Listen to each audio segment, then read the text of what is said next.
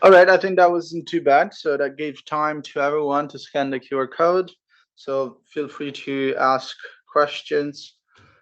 So a brief outline of my presentation. I'll start with that's again a philosophical cliche, starting with definitions. But I think it's quite important to disambiguate the matter, in particular with regard to ethics, but also with regard to AI. So trying to clarify what we mean by ethics and what we mean by AI when we talk about AI ethics. Then in the second part of my presentation, we will discuss together a few key challenges in the field of AI ethics. In particular, I've made a selection of six. So automated decision making, the problem of bias and discrimination, the problem of explanation and explainability sounds quite similar, but there are two different problems. The problem of privacy, dual use, and human machine merge, or human machine symbiosis, as some people like to call it. Then, in the third and last part of my presentation, I will try to look at issues in AI ethics from an effective altruism angle, and trying to see what implications AI raises from EA perspective. And then, as I said, we will have a long Q&A session. Okay, so let me start with part one. Why is it important to disambiguate the matter? I think we are living in an exciting time when it comes to artificial intelligence. As you know, AI as an industry is booming.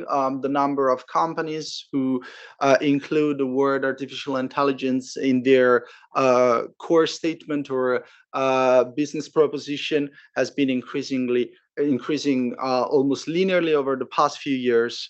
And what's funny is that many companies that actually include AI in their business proposition do not seem to be doing AI at all.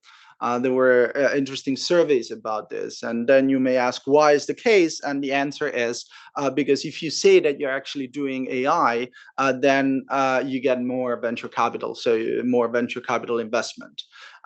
So this shows that it's an exciting time to work in the field of AI, because a number of extremely beneficial applications are being developed, but there is also a risk of hype.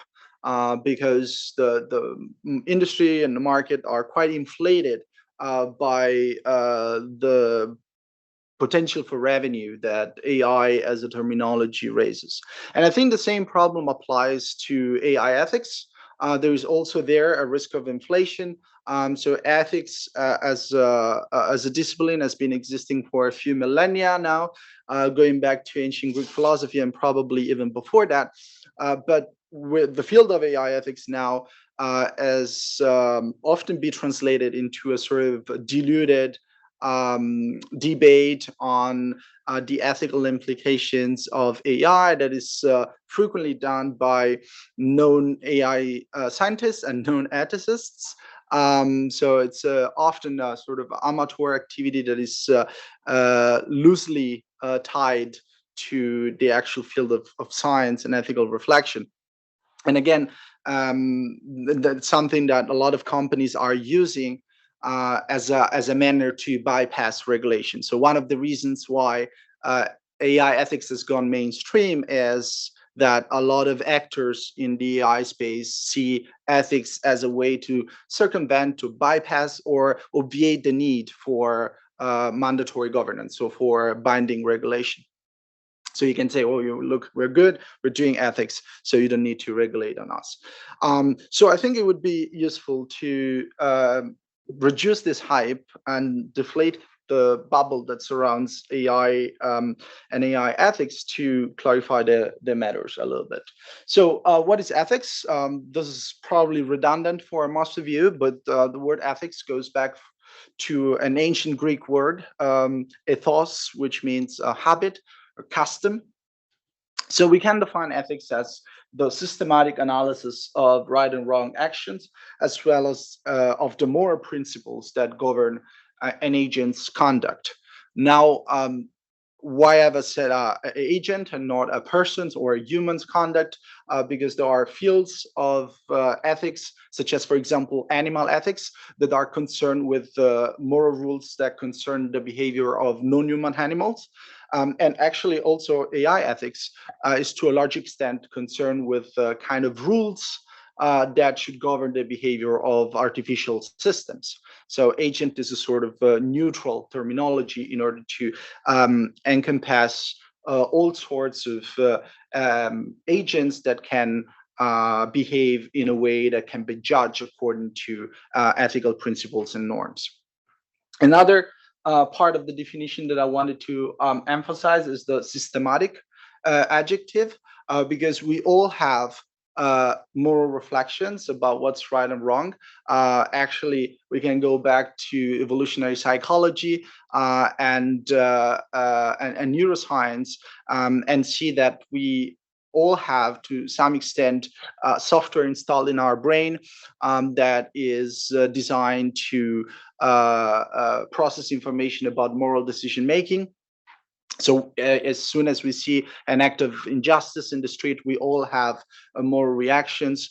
We all have moral intuitions, as we call them in ethics, about processes and phenomena. However, ethics is not just about individual moral intuitions. So it's not just, this particular thing feels right to me or feels wrong to me. Ethics is the systematic analysis of those principles that govern right and wrong behavior.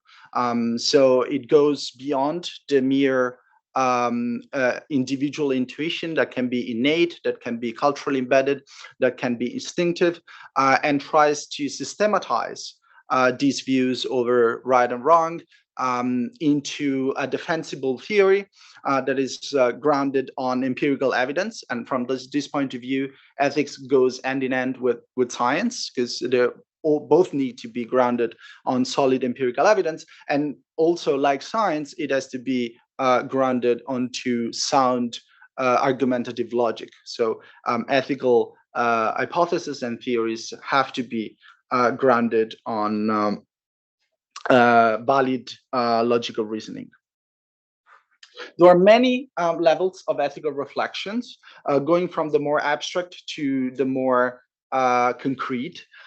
So at the very abstract level, we have a subfield of ethics called meta-ethics. So just like, metaphysics is what's beyond physics, meta-ethics is somewhat what's beyond ethics. It studies the theoretical meaning and reference of moral concepts and propositions. So it really is concerned with very abstract questions, such as what is the meaning of good, which sounds quite, generic question, but as you understand, it is fundamental to have a definition of what it means to be good in order to define whether a certain action or a certain person is good. A more intermediate level of ethical analysis is normative ethics, which is concerned with the practical means of determining a moral course of action. So it is concerned with questions such as, is transparency better than opacity? And how can transparency be achieved? And then at the more concrete level, we have applied ethics, which is the study of what we are obligated to do or permitted to do in a specific situation or in a particular domain of action. And there can be as many subfields of applied ethics as many domains of science and technology where ethical reflection is pertinent. So there are subfields of applied ethics, such as bioethics, which is ethics as applied to biomedicine. There are fields like AI ethics, which is ethics as applied to AI research. So I hope this gives you just a general sense of how ethics works as a discipline. But so we are concerned here with, we are interested in artificial intelligence. I believe that's the reason why we're here. I think also here it's useful to disambiguate the terminology a little bit. I don't want to intend that this is the only unanimous definition of AI. Of course, there can be disagreement, but this is just a working definition that I will use for the purposes of this presentation. So it's a twofold definition. It involves A, the capability of a machine to replicate aspects of intelligent human behavior. And it's also B, the branch of computer science that deals with the creation of such capability. So this definition already diverges from what we call artificial general intelligence, or AGI, which is the intelligence of a machine that could successfully perform any intellectual task that a human being can perform, including reasoning and conscious experience, so conscious awareness. And I don't mean to say that artificial general intelligence is logically impossible. Simply, this will not be the concern of today's talk, but I'm happy to talk about it in the Q&A if you're very interested in the topic. So the approach that I'll be pursuing is a more down-to-earth approach that looks at the near to mid-term time frame of AI development. So as I said, we are quite far from reaching stage 3, which is when computer systems can perform all tasks that human intelligence can perform, and therefore they can also have conscious experience.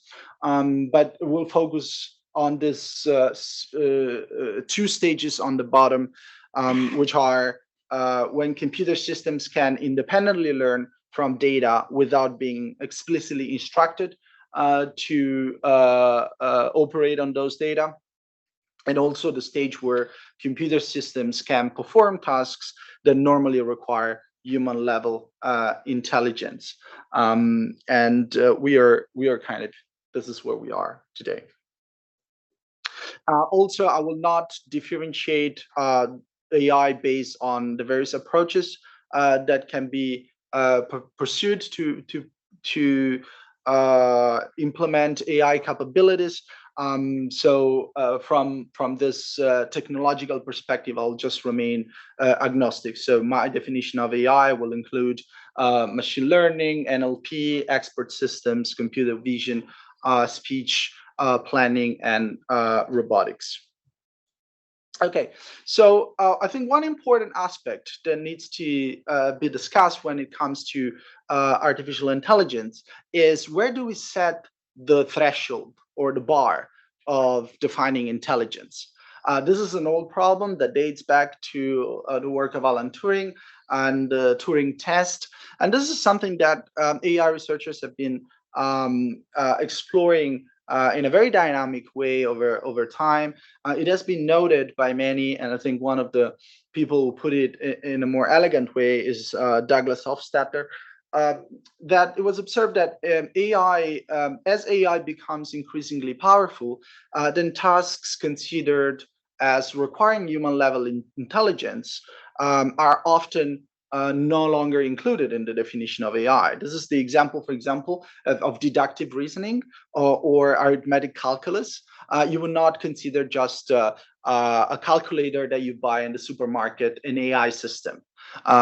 Even though arithmetic calculus is a type of cognitive process that is typically performed by human agents, and it can be found very rarely in the non-human ecosphere. But nonetheless, we no longer consider that as part of AI, simply because we think that's an easy problem that we have solved long ago. So as you can see, the definition of intelligence in artificial intelligence is a dynamic and transformative one. And I think Douglas Hofstadter has put it very elegantly. He said, AI is whatever hasn't been done yet. So we call AI those problems that are kind of hard to tackle today, like computer vision, for example, or natural language processing, and so on. Okay, do you have any questions just regarding the definitorial part? I hope it was not too redundant for you. I guess for many of you it was redundant, but just to make sure that we square on the terminology. All right, cool. Okay, so let's look at some key challenges in AI ethics. And the first and most obvious one is, of course, automated decision making. So, as you heard before, ethics is not a new discipline. Ethics has been around for centuries, actually millennia. And also the ethics of technology has been around for several decades.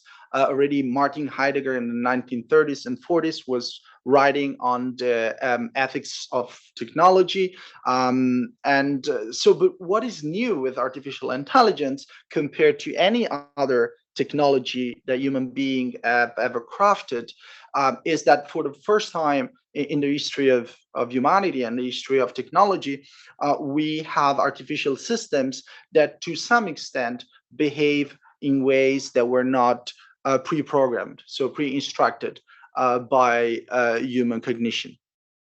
And this may involve, therefore, systems that may go beyond, to some extent, human supervision, and therefore also the ascription of responsibility that we typically attribute to human behavior. And when does this problem of machines that make that perform actions in a largely autonomous or semi-autonomous way raise ethical challenges? Well, in many domains, but the main domain is decision making. So anytime we have decision making systems that make decisions in ways that were not originally intended or slash programmed by human agents, then this raises a question of whose responsibility is that for the actions that are performed by the system. This is a problem that we are facing in a lot of areas in science. So one area that I'm working in is AI as a decision-making tool in medical diagnostics. So basically getting an AI software that can make a diagnosis on behalf of your doctor or can assist the doctor in making a diagnosis. Another field where the problem of automated decision making is going mainstream is self-driving vehicles, in particular when it comes to life or death decisions, which of course also need to be incorporated in the toolbox of a car. So there are several groups worldwide that are working on this topic. One work that I find interesting is that of the MIT Media Lab in their Moral Machine project, that is basically creating versions of what in ethics we call the trolley dilemma. Have you ever heard of the trolley dilemma? So most people do. I see a no. So that's a typical, it's a mental experiment that we use in ethics to assess people's ethical attitudes towards certain scenarios where values might conflict. And the typical trolley dilemma is, imagine that you are, that a trolley is approaching a truck where five people are laying down tied down on the track, and those people are about to die because the trolley is going to run over. But you have the ability to pull a lever to divert the trolley on a different track and kill one person that happens to be on that diverted track in order to save the five people. And then ethicists have been going around the world for decades asking this question to people. And what's interesting is that it shows that there is some pan-cultural aspect to human morality, because people tend to respond to this kind of dilemmas in a very similar way, regardless of cultural differences. But this is not what's at stake here. Here we have this modified version of the trolley dilemma that is designed for self-driving cars. So as you can see here, the scenario that the researchers are presenting is what should the self-driving car do if the car is approaching inevitable obstacle that is just in front. I don't have a pointer, but so you see that the car, if the car just goes straight, will approach obstacle. And the assumption here is that there is no time to slow down. So the collision with the obstacle is inevitable unless the car just steers to the left and runs over two people, two pedestrians, and one dog that are crossing the zebra with the red light. And in the car, you have four humans and a dog. So how many people would like to be or think, let's before we do an exercise of empathy, how many people think that it's a desirable, it's morally right course of action to program self-driving cars that if it's about to hit an obstacle will kill two innocent humans and an innocent dog, but save the four people and the dog that are in the car? Okay, so small minority. Would you like to explain why you think that's the desirable path? Because it's going to kill less people. Mhm. So if you had to do a choice, then just pick the one who kills less people. Mhm. You guys agree? The other two people will raise their hand. Okay, so this is a very valid ethical reasoning. That's a approach in ethical reasoning that it's called utilitarianism, which is the idea that when assessing a certain course of action in moral terms, you need to prefer the course of action that maximizes well-being for as many people as possible, regardless of the intentions that are behind that particular decision. So in this particular case, sacrificing two people, let's take the dogs aside, sacrificing two people in order to save four is preferable. But then people from other ethical camps may object that it's not just the overall amount of lives that you can save that counts after all, but it's also the degree of responsibility that people have with regard to their behavior.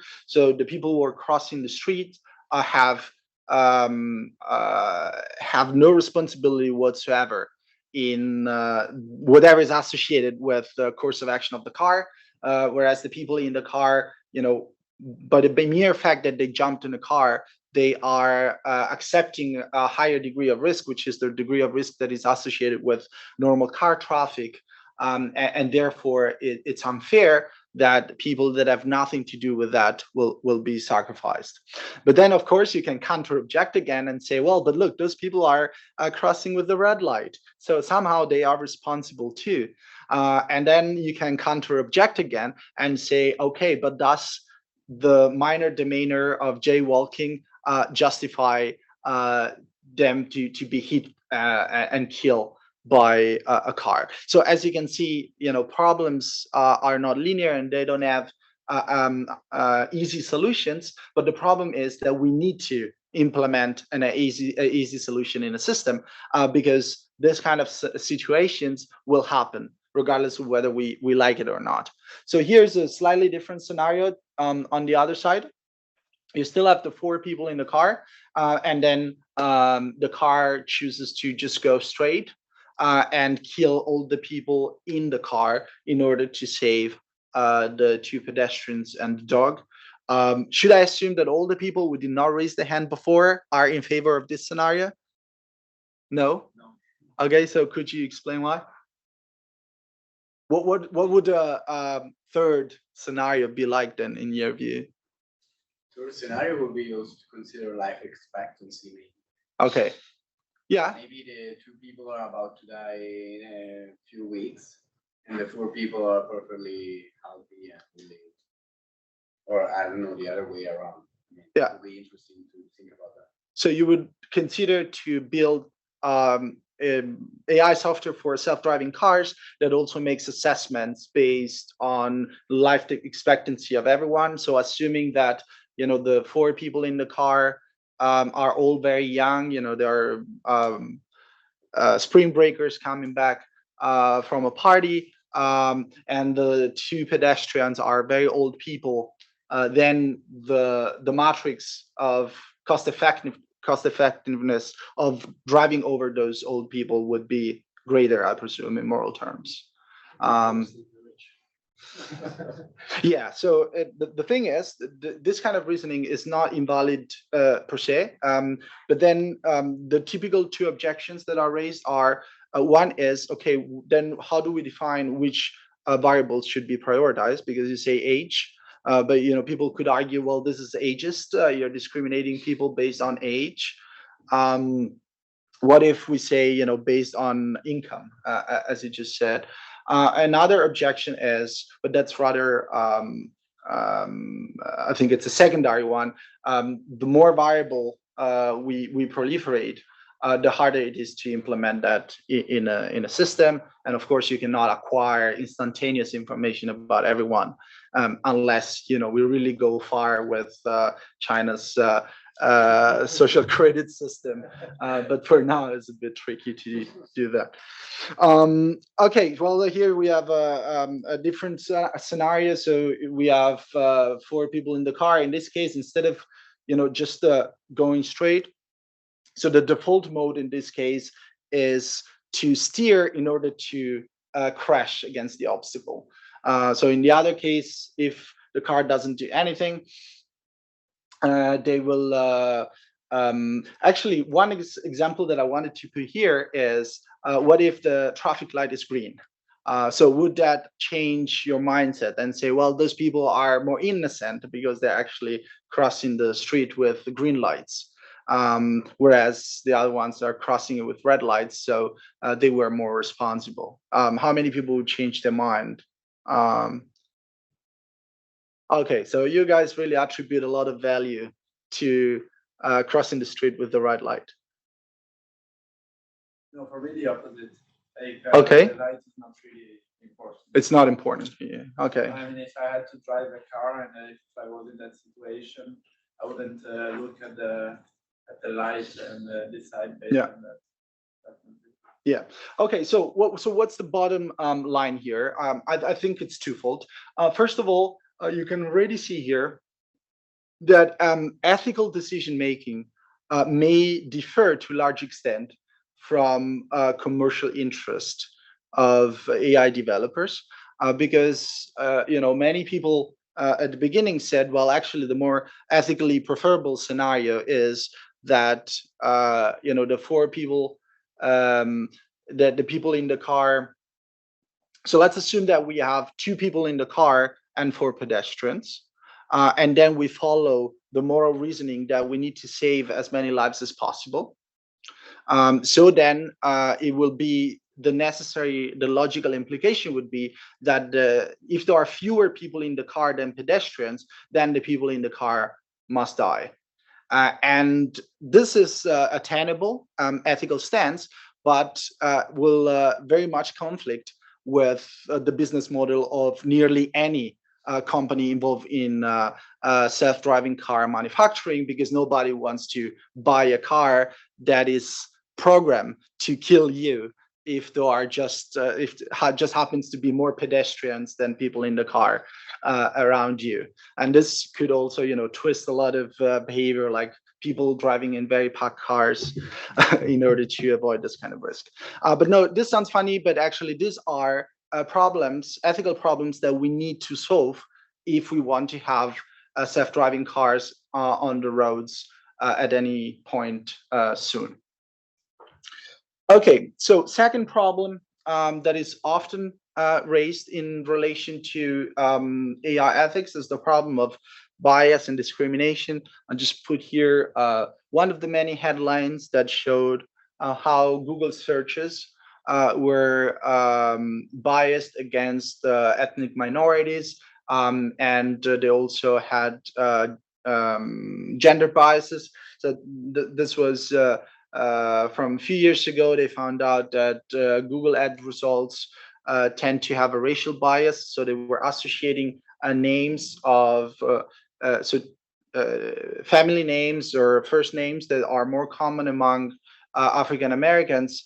They were associating those names with results concerning arrest with a much higher frequency compared to names that are more common among white people.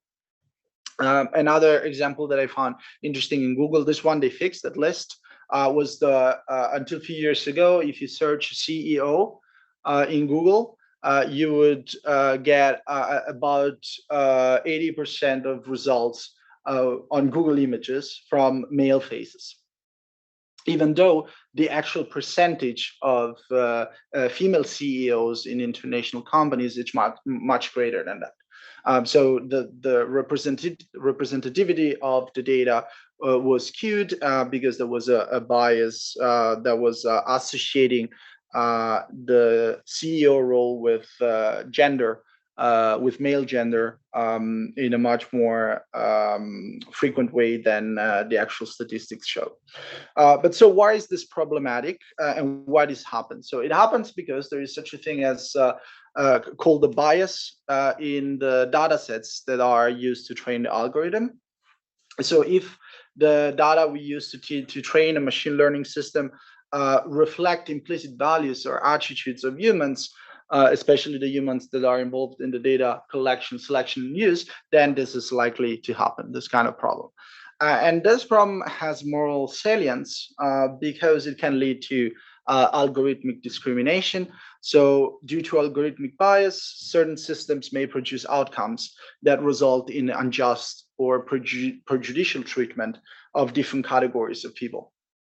A common example is coming from the field of computer vision. Some colleagues in the US evaluated face recognition algorithms made by most prominent companies like Microsoft, IBM, Face++, and so on. And they found that the reliability of these algorithms was very much subject to a dual bias. So it was, first of all, a gender bias. So they were way more reliable in males than in females. And then second, it was also an implicit racial bias. So it was way more effective among white people as compared to dark-skinned people.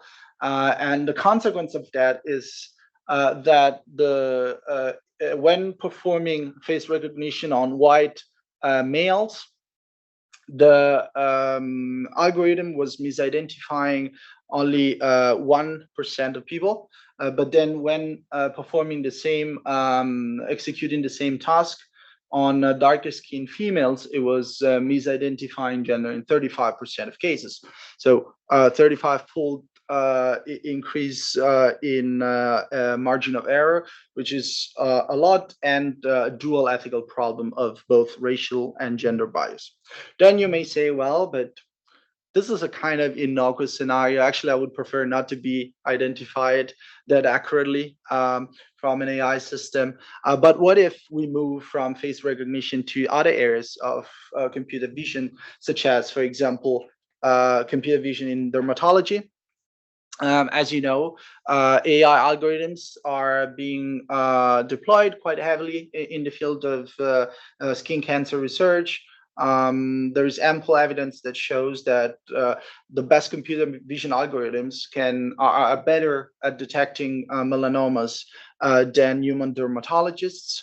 So this is really a field where AI is improving diagnostics and clinical care. And would you like to have a software at your hospital that is 35 times more reliable when executing, so when analyzing data from white males as compared to dark-skinned females? I guess you see the ethical problem here. The very principle of fairness and equality in healthcare will be jeopardized if we had such a differential treatment in AI performance. Any questions about the first two problems? I mean, any pressing question that needs to be discussed here? If it can be postponed to Q&A, that's fine. Okay, the third problem is probably the most common problem in mainstream AI ethics discourse, which is the so-called problem of the black box, namely the problem of determining why an AI system produces a certain output from a certain set of inputs, or in other words, makes a certain decision.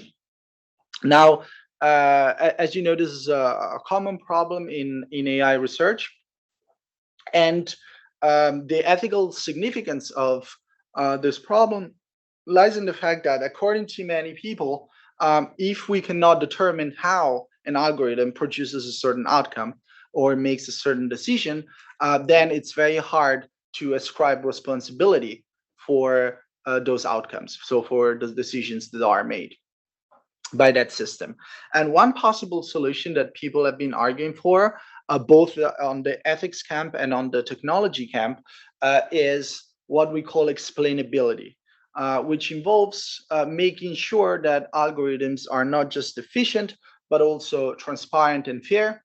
And this can be achieved by rendering them more amenable to ex post and ex ante inspection. So making the algorithms in such a manner that it's possible to trace back the logic that has led to a certain decision. And there's an entire field of research called explainable AI that is attempting to reach this goal. However, you could argue here a little with some provocation that, of course, this is a big problem in AI ethics, but is this an entirely novel problem? Is machine learning the very first time in human history that a system makes decisions in ways that cannot be explained?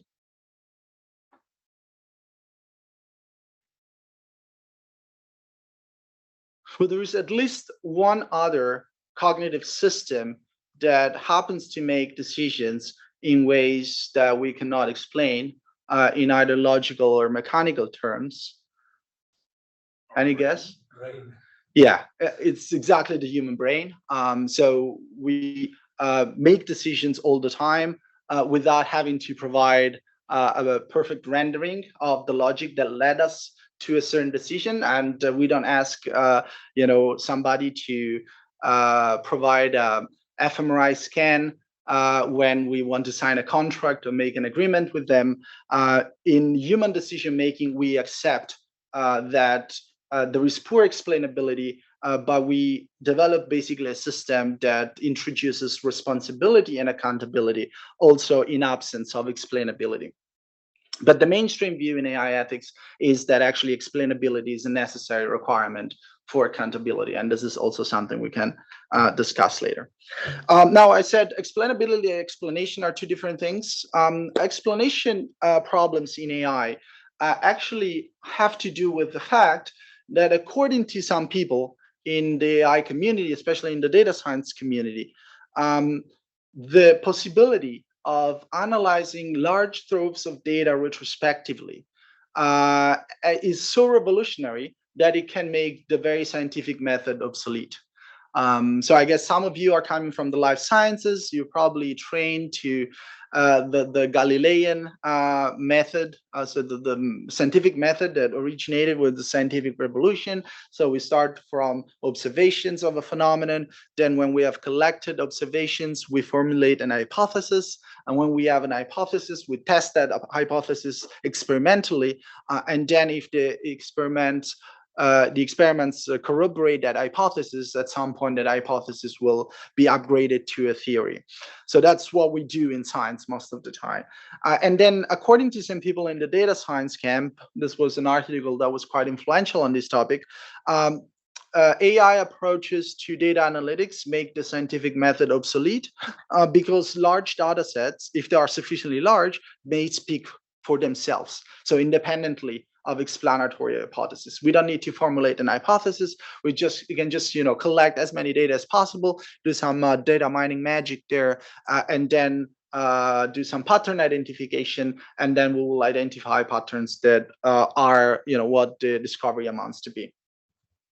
But here again, this is the topic I want to discuss with you in the Q&A, because one common objection to this is that the causal robustness of this retrospective analytic models is questionable because, as you all know, correlation is not causation.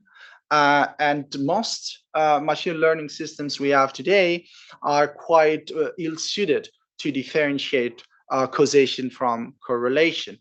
And so if we really make the scientific method obsolete and we just do the retrospective analysis of large volumes of data, then there is a concrete risk that some spurious correlation will be confounded for for causation.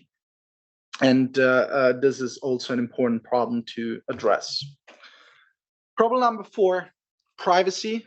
So privacy is the ability and right of people to seclude or to protect aspects of their personal information from the public sphere. And again, this is not a new problem. Actually, the legal reflection on privacy dates back to the end of the 20th century and the beginning of the press, the work of Warren Brandeis. So it's really not a novel problem, but AI can give a novel twist to privacy problems. And this is precisely because of this ability of AI systems to analyze data in a predictive and inferential manner. So I have summarized here, or attempted to summarize, the major implications that AI raises from a privacy perspective. The first problem is obviously the problem of surveillance. In the digital ecosystem, it is possible to monitor people in a much more continuous and comprehensive way. And this can, of course, be this information can be used to deploy surveillance strategies.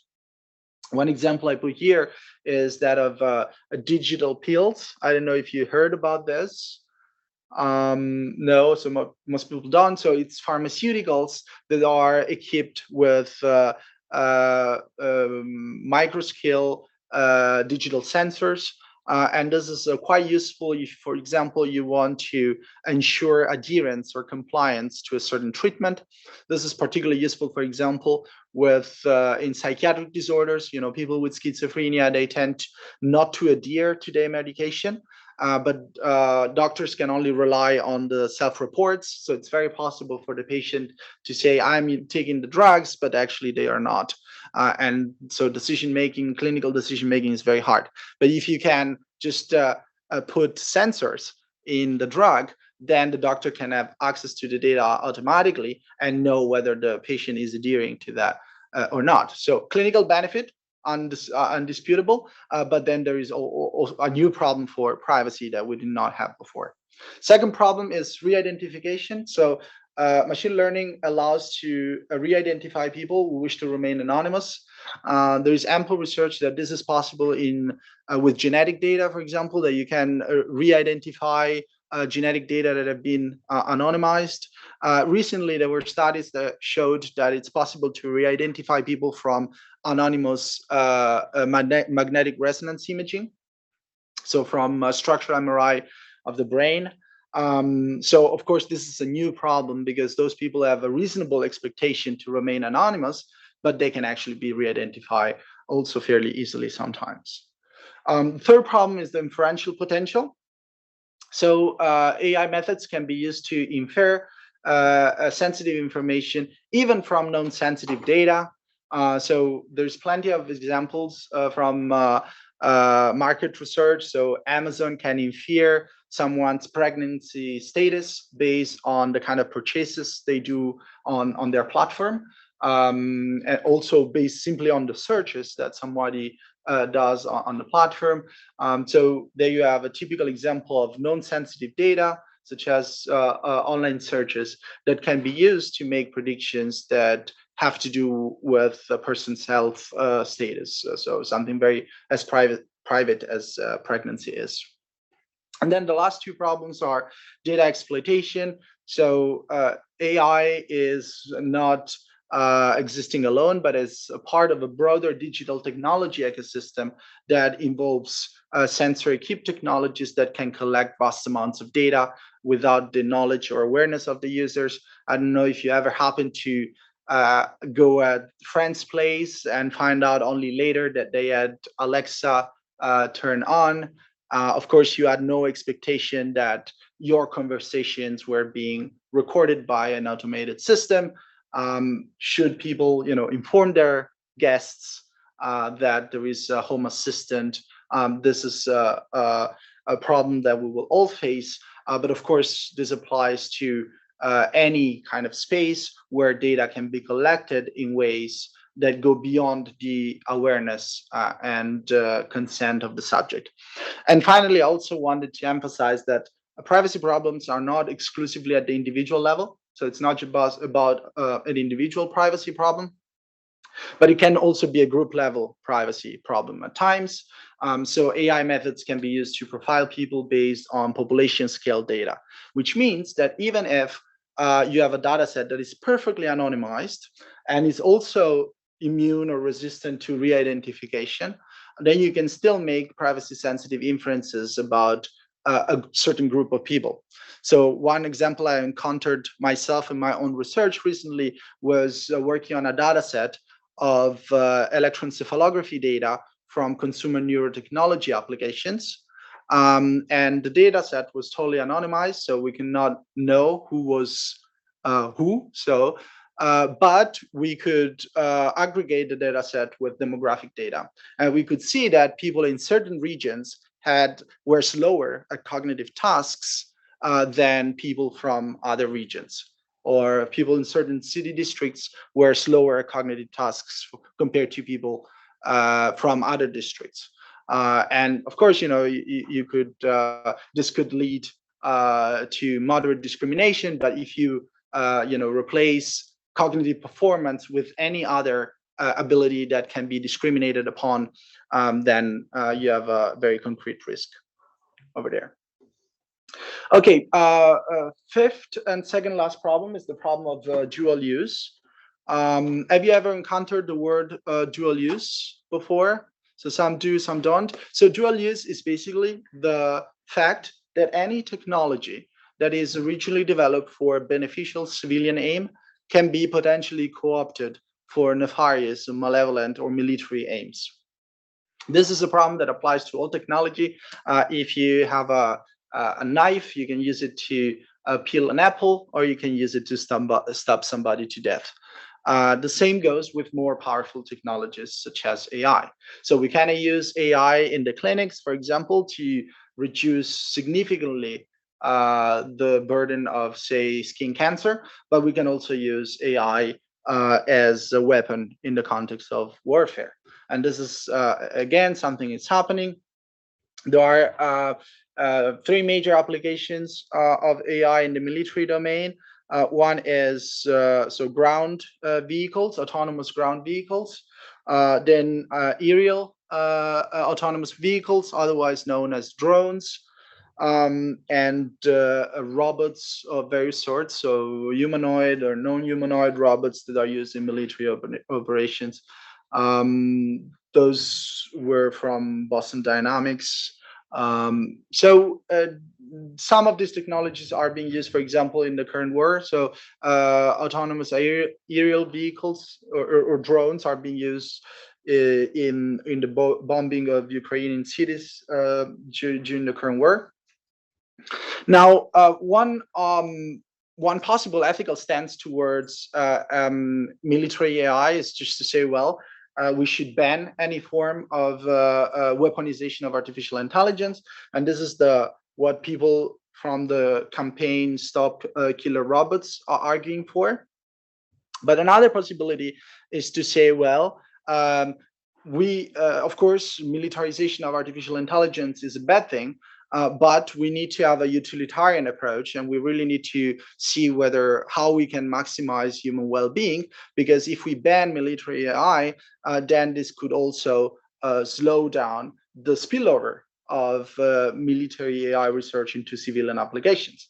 And this is because the problem of dual use is not one direction, but it's actually two-directional. So of course, a lot of the beneficial civilian technology is co-opted for military aims, but also a lot of military technology is further co-opted for civilian aims. So for example, the internet originated as a military technology, and so did the GPS. And now we use these technologies for beneficial aims. So from a utilitarian perspective, we should probably try to see, how we can actually maximize the overall well-being rather than having a sort of ban or allow approach. Last problem is human-machine merge. This is a problem that applies to one specific subset of AI applications called brain-computer interfaces. So there are people in computational neuroscience who know this well. But so for those who don't, it's just any neuroinformatics system that can establish a direct connection pathway between the human brain and an external computer device. And this happens simply by recording brain activity, either invasively or non-invasively, amplifying this signal and digitalize it. Then that's where machine learning kicks in. You do some feature extraction and you classify those features, and this generates a command that is then recognized by the user, and then a new cycle is ignited. Why do we do this? Well, there are many areas of application. One is device control. So for people who are paralyzed, we give them the ability to control, say, a robotic arm or a computer cursor solely with brain activity, and we give them the possibility to regain some interaction with the world. Another way to do this is for neurofeedback. So therapeutic improvement of cognitive function. Brain-computer interfaces can also be connected to neurostimulation technologies that don't simply read information from the brain, but they also stimulate brain areas in order to reactivate them or modulate functioning. So, and again, a technology that has stupendous beneficial aims, especially in clinical neuroscience. We can now allow people with tetraplegia to regain motor control through robotic arms, for example. And neurostimulation technologies are also extremely helpful for example, people with Parkinson's disease. But the downside of it is, of course, that there are companies that are interested in this human-machine integration at the brain level for commercial purposes, so that they want to capitalize on brain data for purposes that are extra-medical, such as human enhancement. One notable example is Neuralink, but there are plenty of other companies there. So one obvious ethical question is, what do we need to do when we integrate natural and artificial cognition, also being mindful of the analogies and differences between these two different types of cognitive systems. Another problem that arises in the field of human-machine integration at the brain level is AI decoding. So AI models allow us to read way more from brain data than we could until a few years ago through an approach known as reverse inference. So we can reason backwards from data sets to infer the engagement of specific mental processes. And this can be used in the future to extract information about a person's mental states from their raw brain data, either alone or in combination, which also raises the privacy problem to a new height. And finally, the problem of human-machine symbiosis generates ethical dilemmas at the level of who is in control. This is particularly true for a subset of brain-computer interfaces called neuroadaptive technology, which is a brain-computer interface which automatically adapts to a specific aspect of an operator mindset without any explicit input. So this is very useful, for example, in the prediction of epileptic seizures. So, you know, people who suffer from epileptic seizures, they cannot predict when a seizure is coming. So it can be very risky if the seizure happens when they are driving, for example. And having a technology that can predict the onset of an epileptic seizure can be extremely helpful. And it can be even more helpful if that technology cannot simply send a warning, but can also intervene by modulating electrically those brain regions that are involved in the seizure, so that can also prevent, not just predict, but also prevent the seizure. But of course, this is done in a very automatic way, so the decision-making process is entirely relying on the AI system, and this raises again the decision-making questions at the beginning. So what happens, for example, if the system malfunctions and sends a wrong warning and stimulates brain regions for no reason? Okay, at the very end, and in the interest of time, I just want to conclude with some general thoughts that I would like to refine jointly, collectively with you on AI ethics from an effective altruism perspective. And I want to start with a caveat again. So technology predictions are extremely hard, and there is a very easy chance to be proven inaccurate. I can give you a couple of examples. This is by Herbert Simon, one of the founding fathers of artificial intelligence, Nobel laureate for economics, one of the most brilliant minds in the cognitive sciences. Well, in 1956, Herbert Simon said that machines will be capable within 20 years of doing any work a man can do. And that was in 56. So it was expecting that by 1976, we would have had human level artificial intelligence, including artificial consciousness. Now we are in 2022 and we are still very far away from that. So this is a typical example of a prediction by a brilliant person that went down to be utterly wrong because of excessive optimism. But in the history of technology, we also have the opposite problem, predictions that happen to turn wrong because of excessive pessimism. This is Ernst Rutherford, another Nobel Prize laureate, who in 1932 said that anyone who looked for a source of power in the transformation of the atoms was talking moonshine. And in that very year, the atom chain reaction was discovered. So in 1932. So sometimes predictions are wrong because they are too optimistic, sometimes because they are too pessimistic. The moral of the story is that we have to deal with uncertainty, and making predictions is extremely hard. So predictive uncertainty is the reason why, in my view, any ethical and policy approach to AI as a field should try to avoid the two extremes of either outright bans and moratoria on the one end, or deregulation and laissez-faire approaches on the other hand, but should be a more adaptive governance framework that involves stepwise learning under conditions of knowledge uncertainty, with initial limits on use, proactive ethical design, so incorporating ethical considerations early on in the design and development phase through evidence-based data gathering. So the science-based element is very important, and regulatory evaluation. So with this caveat in mind, what is AI ethics relevant? Why is it relevant from an effective altruism perspective? Well, I think the basic tenet of effective altruism applies very well to the field of AI. So we need to use evidence and reason to figure out how AI can benefit humanity at large as much as possible, and take action on that basis. And just like in any other area of reasoning in effective altruism, there are three major aspects that need to be considered. So one is cause prioritization, another one is redistribution of wealth, and the third one is what we can do with our individual career choices. And of course, there is a meta consideration, which is cost benefit analysis that apply to all three levels.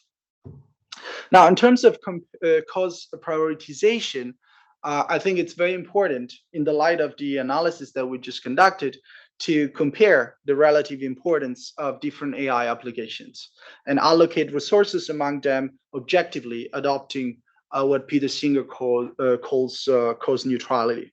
This also implies identifying the highest priority cause areas based on whether AI developments within that area efficiently advance goals, such as increasing human welfare, for example, and then focus attention on interventions in those prioritized cause areas. So this may include global health, for sure, AI for sustainability goals, so for environmental goals, or applications of AI aimed at achieving poverty reduction. And there is satellite unit of, so it's a working party associated with the United Nations. It's called AI for Good, which assesses on a yearly basis AI approaches in the light of the sustainability goals of the UN. And I think that could be a useful tool in relation to cause prioritization. The second, I think, aspect that is pertinent from EA perspective is redistribution of wealth. As you know, one basic ethical tenet of effective altruism is that we have a moral duty to alleviate global suffering through donations or analogous means, if other possible uses of those funds do not offer comparable benefits. Now, AI provides a very valid argument for this statement because, as I mentioned at the beginning of my presentation, AI revenues are increasing steadily over time. So AI really has the potential of being a major source of global revenue. So it could make the world richer, but it's very unlikely that this wealth will be evenly distributed. So one task of effective altruism here is to discuss models for the correct redistribution of the wealth generated by artificial intelligence in manners that benefit as many people as possible on a global scale. And this might involve also considerations related to universal basic income. So it's very possible to picture a world in 20 years' time where automation has replaced a lot of human jobs, and this has generated a very big revenue in terms of overall wealth production, but then the redistribution of that wealth and that revenue, also in particular to reduce the suffering of those people that have been marginalized by the process of automation, has to be a policy priority number one. And finally, at the individual level with career choices, it's important to choose a career path based on the amount of good it generates, both directly through the services that someone's work provides, but also indirectly, for example, through one's consumption, investment, donation decisions. And I think here there are 3 points that we can keep in mind. One is avoid engaging in harmful AI, for example, in AI applications for offensive warfare. I think that's a pretty obvious point.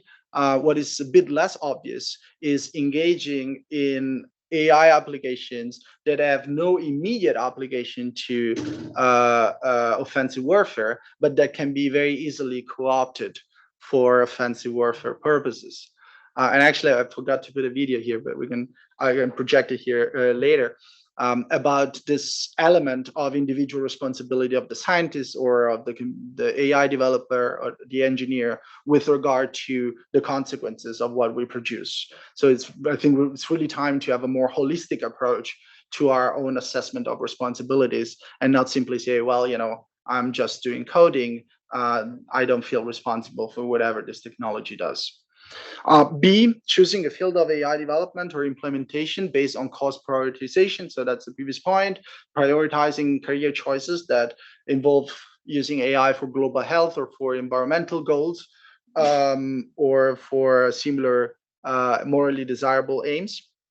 And C, we might also, from an effective altruism perspective, choose to prioritize high-pay AI jobs to increase the amount we can donate on a earning to give basis, of course, as long as it doesn't conflict with A. So the principle of earning to give would be conflicting if that it's involved with, say, being the chief operating person in charge of bombing an entire country.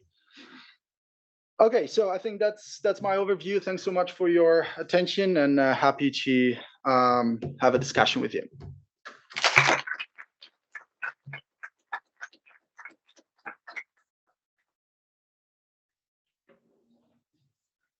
Okay, thank you very much for the talk. Slightly more than 30 minutes. Oh, sorry. That's fine. It was very interesting. Now we'll go to the Q&A. So please ask the question. I don't think we have any questions on Slido so far. So we're going to continue. Normally we had 1 hour of Q&A, but we overshoot of already almost 30 minutes. Oh, sorry. No, you should have told me. That's fine. I think the talk was interesting. So we'll discuss till 9:45 for those who want. Then we'll go to the apéro after. So a bit less than half an hour of Q&A. So please ask your questions. At the start of the talk, you said that the awards AI ethics was used as a means to like bypass regulation Yeah. and like that.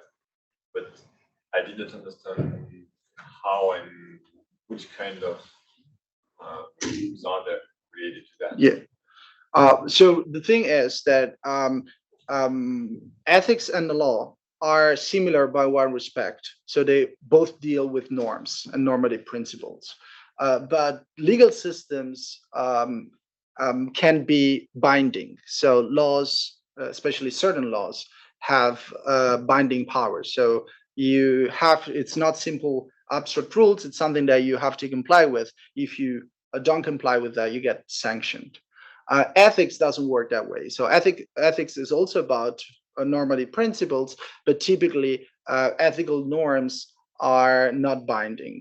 And therefore, many companies thought that the establishment, for example, of ethics bodies, so an ethics board, was a way to show, the regulators that there was no need to develop hard legally binding regulations in the field of AI. And I think this is not necessarily a bad thing. So I think if we can make AI sustainable without, a lot of top-down hard regulation, that's actually good. But of course, this has to be done in a more genuine and sincere way, and not just as a way to bypass regulation. Does that provide some context? Yeah, thanks. So it's more about potential rules than like actual rules. Yeah. So sorry, yeah. I mean, future regulation. So one thing that I should probably clarify is that to date there is no single legally binding framework on artificial intelligence that has been ratified as a national level. There are a lot of organizations that are working on this. So a lot of national governments, a lot of supranational organizations like the EU, the Council of Europe, and so on. But so far, we do not have a legally binding framework already implemented yet. Thanks. We talked about the dilemma with self-driving car. Do you know what is implemented now? Self-driving cars. So you mean which resolution of these ethical dilemmas? Oh, there is no unanimous one. So a lot of companies are working on different models, and there is no unanimity as far as I can tell. Also, the kind of research that is done in this area is not often published, I must say. So that's something I'd be curious to know myself. But yeah, one important thing is that the major problem with autonomous vehicles right now is not to make them work. It's really the regulations. So the reason why we don't see autonomous vehicles everywhere in the streets right now is not primarily because of technical or scientific difficulties. It's primarily because we haven't figured out the entire ethics of it, the entire insurance, the entire legal litigation problems, and so on. Yeah, regarding the part about the data being able to surpass science the way, it's not really a question, it's more like where I'm wrong in my reasoning kind of question. So I was thinking that it's not really deep, like artificial intelligence is not really different from science that we have done until now. Because let's take, for example, F equal an A, like force equal mass times acceleration. And like, first of all, it's an inductive kind of law. Like you have always seen that if you apply a force, you see that proportionality constant. And like, second of all, we don't really put like there is no causality inside the math. It's just something we put on top. Like there is an equal sign. We don't see that it's the force which causes the acceleration in the math. It's just like something humans. Yeah. Like where is it from? You want to know what I think about this? Yeah, like where am I wrong? So, well, actually, you're not alone. There are a lot of people who think that machine learning is basically just statistics on steroids, and you will not be alone in claiming this. I think to some extent you're right. But in terms of ethical implication, I think it does make a difference if you have a self-learning system. So it does make a difference if you have a system that, by interacting with training data sets or more broadly with the environment, can choose course of actions that were not originally programmed at the time when the algorithm was designed. Because this sort of creates a snowball accountability problem. And that's a problem that it's not easy to solve, because we basically have three main solution options. So one is we say, well, the AI is responsible itself. And I think that's a very risky move, because this would be make the AI the ultimate shell company. I think that, you know, a lot of companies would like to say, well, sure, the AI system is responsible, just like a human can be responsible. So we have nothing to do with that. The other option is to say, well, the individual developer is responsible, which is also extremely hard to implement, because how can you trace back code to one single person or single group of people? The third one, you held the manufacturing companies accountable. But then I think they have some reasonable claim that the algorithm is no longer identical to the one that was developed at the time of design. So I think I'm tending more to say, well, you know, we should make the companies responsible, but I understand that this decision matrix is not very intuitive. On the second problem, which was, sorry, help me again. Both in, like, let's say, physics or science and in machine learning, there is no causality. And the causality problem, then I fully agree with you. Yeah, and that's what I try to say in my slides. So I think, you know, having the ability to do retrospective analysis of large data sets, as a scientist, I think that's a great opportunity. But believing that this could make the scientific method obsolete, and we can just, you know, get rid of the scientific method and just do this kind of research, I think that it's a very flawed approach, because then we are no longer able to discern causation from correlation. And I think the consequences for science can be more detrimental than positive. Does that answer your question, or you seem skeptical? You sure? Okay. I think it was Mary Valentin. Yeah, I had some comments about the multimodal machine exercise, because in my view, this describes the behavior of a human driver. If we are in the driving seat, if we are a passenger, if we are a pedestrian, how would we react? And we gave good reactions. When I asked when I describe this problem to people who are building this self-driving, this autonomous cars, they say this is a non-accurate situation, because today we are limited by the capacity of sensors to sense. Yeah. Okay. The speed at which the information is transmitted to the CPU, the analysis, the algorithm, the chips, everything. And the regulator says the same. Today, this is not a non-relevant question, because the reason why these cars are not on the road is because we don't know how they would react. But the day they will be on the road, they will not be placed in a situation where they will see the obstacles as they are described in this exercise, because they will have stopped. The car will have stopped before it is too late. You see? Well, but this assumes I think it's valid for static obstacles, like the barrier that we saw there. But the worst cases, including for the pedestrians, that's what they are working on. You know, that the car would stop much sooner than the human driver would, because if the car would actually see the pedestrian much earlier. So this is a really good exercise to understand how people think about these problems. But in the real life, the problem that the car will face would be different. So we can't extrapolate from the answers that we give as humans to dictate the behavior of the car. We can't dictate it won't be the car manufacturer, but the people who design the software, you know, who put the software in your car, you know, that the car should decide this or that. So I think this is a really good example to show the limitations of the reasoning, the human reasoning about what should the machine do. Okay. That's a bit the opposite of. I'm not fully sure I follow your reasoning, so I just want to make sure that I get it right. So are you saying that the I'm saying that the MIT has designed an exercise that does not measure what it intends to measure. well, so the thing is that there is such a thing as a dynamic obstacle, right? And actually, the problem with dynamic obstacles we have already faced. So there is a person, I don't remember if that person died, but certainly was hit by Tesla on an autopilot. Also, it died.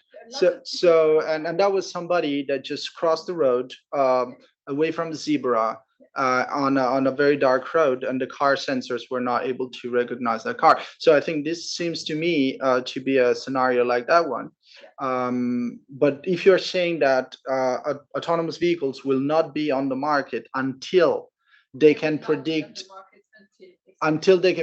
all dynamic obstacles. Not all, but you have a measure of what is an acceptable level of risk. So it's a kind of measure that will depend on how many lives can be. I mean, lots of lives can be saved. Thanks to this, in contrast to the current situation. So it's a relatively tricky problem, but at the moment, I mean, do you hear as much as we heard about a few years ago about how this testing and experimentation goes? It's not so. I mean, we've learned a lot from the accidents, including on precisely how much we are willing to accept that people die from accidents with these cars. The woman who died from a Google car, the Volvo, the Tesla. There are lots of these accidents in the US. Yeah. No, I understand your point, and I think you're right. But then this threshold of acceptable risk, will be ultimately a human convention. Exactly, so it will be people at some point that will say, this level of risk can be deemed acceptable. I think this is the very good learnings that we can take from this case. Yeah, but I think those cases are useful to help us define where we should draw the line of acceptable risk. And accidents are needed. That's what we also learn from these cases. Yeah, unfortunately, yes, I agree. But the ultimate goal, the very reason why we're doing autonomous cars in the first place is to reduce the number of car-related deaths. Which doesn't mean that autonomous cars will bring traffic deaths to zero, but they have to be fewer than human drivers. Otherwise, the entire endeavor is pointless. And the regulator, he uses a cursor. He authorizes more testing, more new. There is a level of autonomy in cars. The regulator is very, very. They really want to authorize these cars as much as possible. So as soon as there is a progress made, they authorize a bit more. Yeah. They follow the technique really well. Mm-hmm. Yeah. Thanks. I have a question on Slido from Pierre that says, thanks for the presentation. I have a question regarding metrics. What is the risk of AI going wrong in a GDP maximizing world with profit maximizing agents? Isn't this the world we live in? I guess that's the world we live in. So that's then the risk of AI going wrong is high, then, given this premise.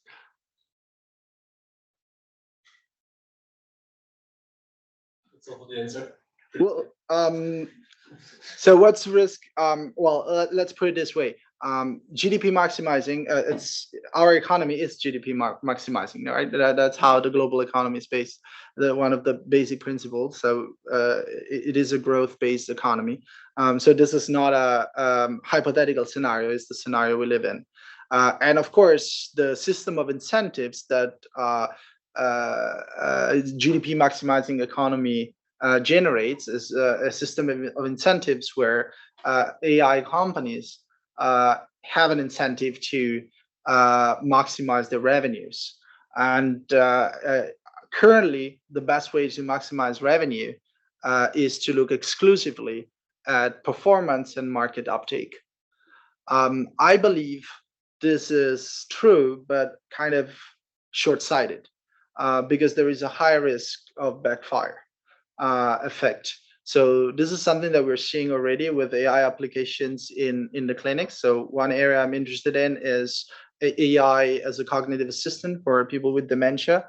And one thing we observed during meta-analysis in this field is that there is an incredible development of new technologies, like new devices are tripling every 2 years, but then very few of them are actually being implemented in the clinics.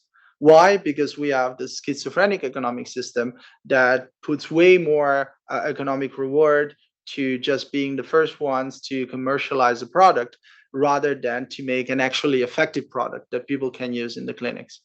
And I think until we modify the system of incentives, it's very hard to pursue long-term goals that are sustainable. Of course, at some point we'll definitely get to technologies that are better to be implemented in the clinics, simply because many of those that have this early revenue at some point will have backfire because simply they will not work. So doctors will discontinue trials at some point, but at the end of the process, we will have lost a lot of time.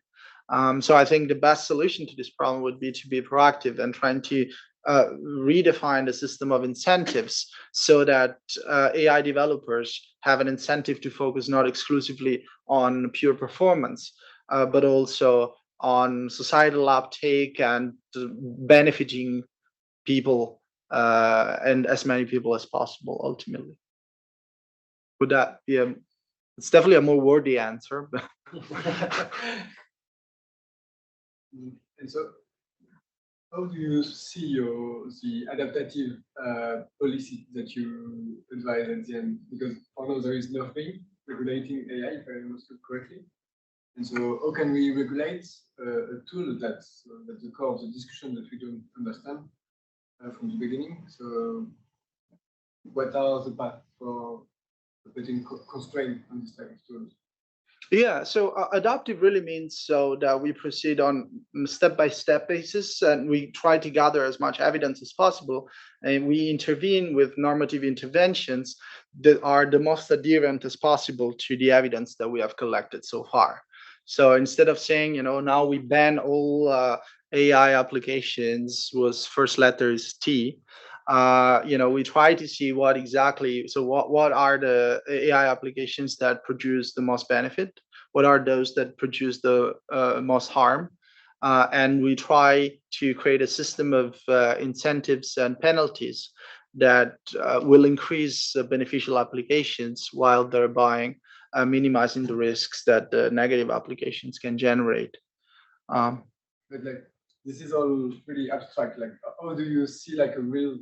In concrete terms, Yeah. well, in concrete terms, I have some doubts that we can actually have such a thing as an AI regulation in the first place, because AI is such a broad term. It's an umbrella term that encompasses a lot of different technologies, a lot of different systems and methods, and precisely because it has some general purposive nature, I think regulating AI will be very hard.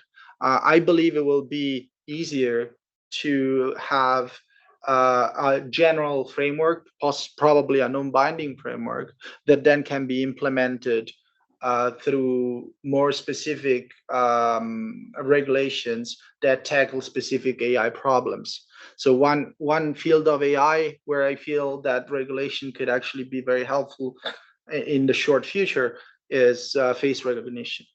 I think there we have very urgent problems where regulation is needed. And instead of waiting for a universal framework on AI that could be valid for all AI applications, having a narrower regulation that tackles the problem of face recognition and determines when face recognition should be allowed and where and under which conditions, if any. I think it's very urgent to have. Yeah, absolutely. I think there's quite interesting things ongoing at the level of the European Union. Yeah. That is the draft framework regulation on AI. So it's not a regulation, but it's a framework within which the regulator will decide. And they say that they will not regulate AI, but they plan to regulate applications. Mhm. So and then they rank different applications according to the level of risk. And there are 5 categories: unacceptable risk, high risk, medium risk, low risk. Low risk, no regulation. Migros will continue to be able to monitor your purchase behavior. That's okay. Okay. Unacceptable risk is facial recognition. A ban in Europe is really pending, as we see. I mean, there's so many problems from facial recognition in the US and in Asia that, there is a company that does that. Just today again, it's about. Yeah, exactly. Clearly. Yeah. And in between, you have a range of many different applications. And you're right, the regulation regarding these applications may change. If an application, for example, say, is classified or is categorized as high risk because there are maybe privacy breaches, or potential to cause damage to someone. But if the people who develop the applications put in it, I don't know, some privacy enabling techniques, maybe the level of risk will go down. Yeah. So it all depends on how manufacturers or developers will produce the final product that will include the AI system. I agree, yes. And so I think this is something quite interesting to monitor. There is interesting work there. It followed work from a so-called high-level expert group on AI, and what they did is they developed ethical principles for trustworthy AI. So they didn't attach the term ethics to AI, but it's ethics plus principle for trustworthy AI. They wanted to avoid the term responsible because for good reasons, I think.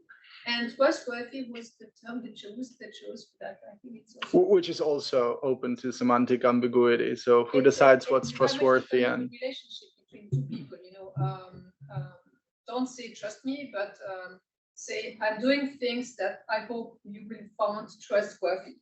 So, yeah. Well, I don't know. It's yeah, and to complement, so the Council of European Countries is working on a legally binding framework. So that's their goal. I don't know if they will change it along the way.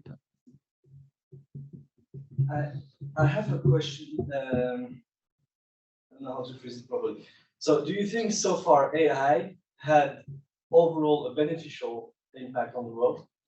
And the future of AI, do you think that an expectation has a beneficial impact on the world? So at what time, if there's a risk, or if there's a risk that it becomes non-beneficial, is there a point that we should stop or try to make it more and more beneficial and continue developing again and again? How do you define beneficial? So what's the threshold? If you're asking, are there any AI applications that are beneficial, then the obvious answer is yes. If you're asking, do the benefits outnumber the harms right now, I would say possibly, but slightly. This would require a risk-benefit assessment. It's hard to do on the spot, but I think the very beneficial applications in those areas where they are the most needed are moderate. So the use of AI in medicine, where it's very much needed, is moderate. We have seen that AI was of very little use during the COVID-19 pandemic. I was actually among those who believed, actually maybe this is really a big superpower that we have now, and we can use AI methods to predict the onset of pandemics, or that we can modelize them more promptly, but we could do that only in a very limited way. I believe in the future we'll be able to do that more. Also, those systems for, say, skin cancer detection are being rolled out rarely because of availability issues, because of proprietary software restrictions, and of course, because most of the world does not have access to that technology. So I think the benefits have been moderate, but I think on the other hand, also the negative effects have been moderate so far. So we are not seeing that mass extinction of human jobs that a lot of people were predicting as a consequence of automation. We have seen some people being replaced by machines, like cash desk worker at supermarkets, for example. But we have also seen more jobs being created in other fields like software engineering. So I think for now the ratio is probably mildly positive, but about the future, I think that's an open question that really depends on the choices we make right now. So whether AI will really be a major source for good that will help us solve the climatic crisis, or will help us solve global health crisis, the various global health crises that we still face, or natural disasters, or whatever. I think only time will tell.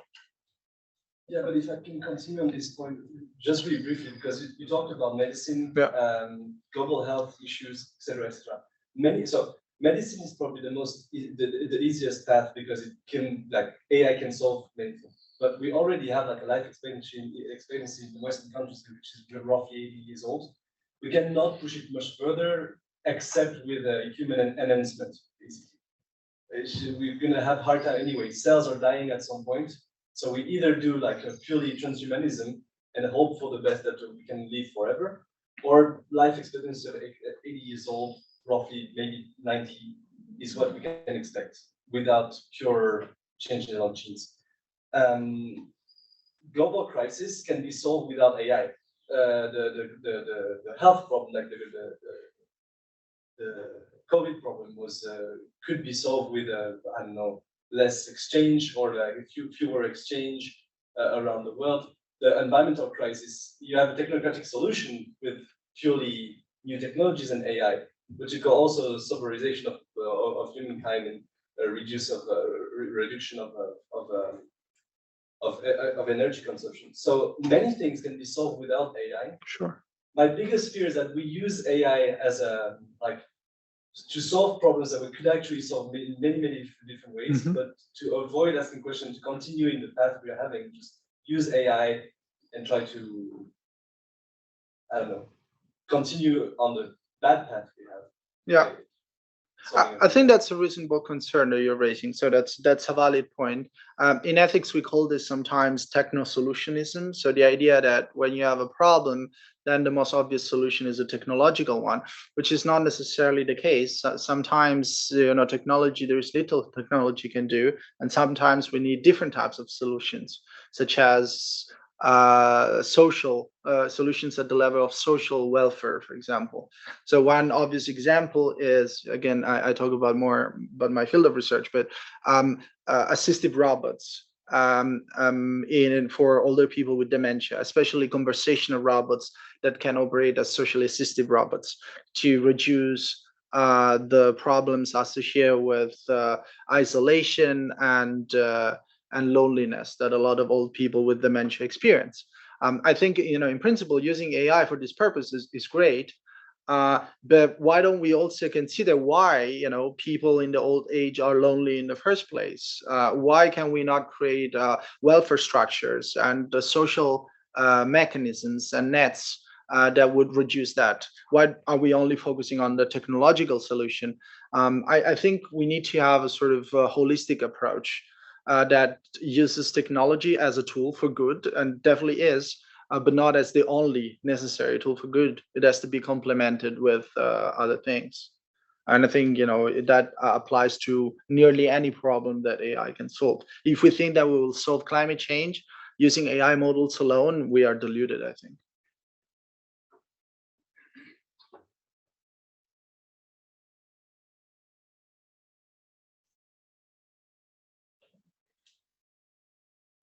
Right. I think we have no questions.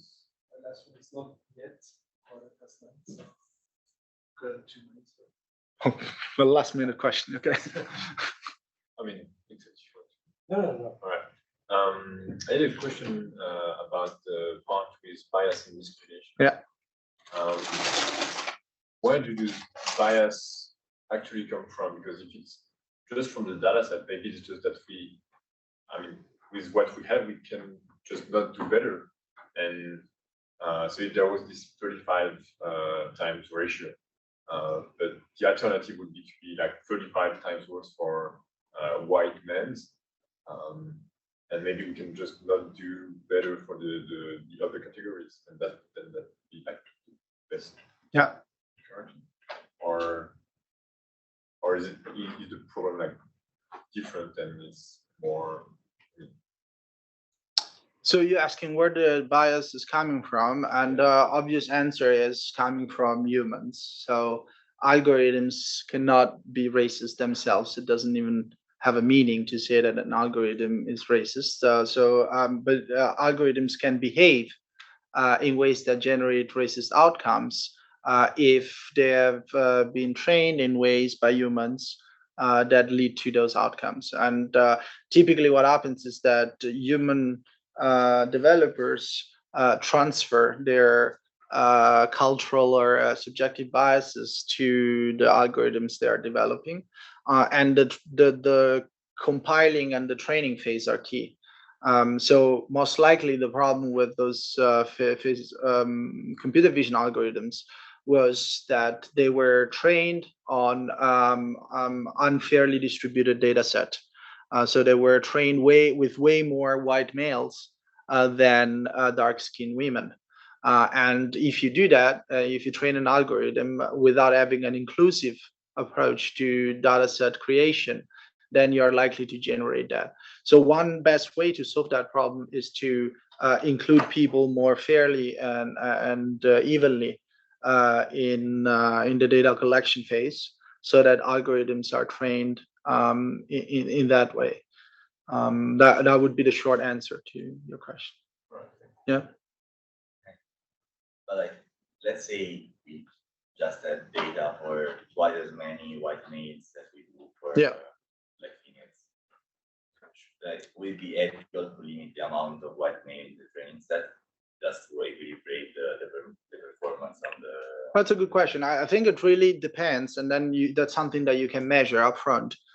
Whether you will likely have more reliable outcomes if you train the algorithm with a larger volume of data, but within a more biased data set, or if you get more reliable results with a data set that is smaller in size but more inclusive. And this is the reason why a lot of regulations, such as the EU regulation, suggests researchers to do an impact assessment up front, because these are typically the kind of questions that you can solve with an impact assessment. There is also a trickier version of your question. I'm sort of raising the question myself, but what if I live in a country that has a very homogeneous ethnicity? Imagine Iceland, for example, where the number of people of skin color is extremely small. So a hospital there could say, why would I want algorithm that has been trained with an inclusive data set of people? I actually want one that performs, better on white people. The Icelanders are not going to say this, but it's just an hypothetical.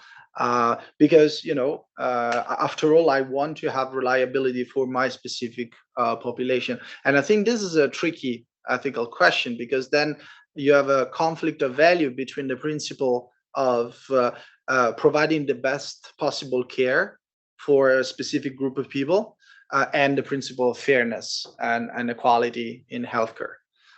So that's a thorny problem in my view. So sort of intended bias. All right. We actually had two more questions that came, late question as well. So I have, sorry for mispronouncing your name, Janez or Ranez, I don't know. You mentioned AI for good. Mm-hmm. Which are the other organizations active in the topic of AI ethics you might know? Oh, well, the list would be countless. So organizations is very general. So if we are talking about governmental, intergovernmental organizations, well, the most important ones are, all the major intergovernmental organizations, so the EU, the Council of Europe, the OECD, the United Nations, specific departments of the UN, such as UNESCO and so on. But then there are also a lot of NGOs, such as AI Now, Partnership on AI, and so the list could be really countless. But if the people in the audience are interested, with two colleagues in Zurich, we published 2 years ago article that was reviewing all AI ethics guidelines ever developed, well, until 2019, 2020. And there they can find a quite comprehensive list of actors involved in this AI policy making. Okay, thank you very much. And we have another question from Pierre again. We haven't heard you mentioning social media that much in the presentation. Is it because you don't consider it in the domain where AI presents significant risks? No, that's a good point. No, just because time is limited and I screwed up with time anyway. So, so social media reliance on AI is twofold. So they use AI at the level of so defining the process on a news feed. So it's a sort of a hierarchy of information presentation on the news feed, and the other aspect is the profiling of people on the platform in order to target them with a tailored micro advertisement. And I think the problem number one is already quite problematic per se. So there was a study that was done by Facebook in 2016, I think, that was called the Emotional Contagion Study, that showed that basically by modifying the algorithms on Facebook newsfeed in order to present 700,000 users with a higher frequency of negative posts as compared to positive ones, then those people who were receiving this higher amount of negative posts were going to post negative things themselves. So basically, Facebook was showing that by just tweaking a little bit the algorithms on the platform, they could make people have a bad day at their will, which is quite concerning because, you know, then you can sort of manipulate affective states or emotions, which can also have consequences on behavior. The second problem, I think it's even worse. So that's the problem of psychographic profiling. So AI can be very useful to profile people according to psychographic traits. So Facebook is using this only for advertising, which can already be ethically questionable. You know, you target someone who, say, has a tendency to you know, you can identify aspects of somebody's online behavior that make them more prone to receive a certain product. And I think this is a kind of advertisement that is ethically questionable because it's sort of designed to exploit the weaknesses and vulnerabilities of that person in order to sell them products that, you know, they have fewer chances to resist. Many people like this. Well, I know. And then it's even more problematic when the same psychographic profiling is used not just for advertisement purposes, but for example, for political influence purposes. And this is that's what happened with the Cambridge Analytica scandal. I don't know if you guys remember that. I think it was 2018, when basically a third-party abusive app was using Facebook psychographic profiling in order to target people with political ads.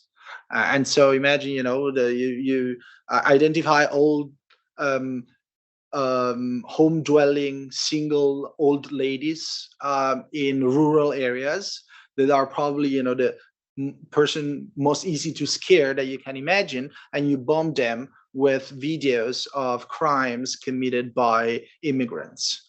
And you know, that's one of the things that Cambridge Analytica was doing, and the aim for that was, you know, to steer political elections, so to make voters in that case steer more toward the right wing in the United States. And I think this is the level of manipulation that is even more concerning than the previous one. So long story short, I did not mention social media in the interest of time, but the way they use AI systems can be very problematic. And now, Facebook wants to also get three-dimensional with the metaverse. So I think this kind of risks will also become three-dimensional.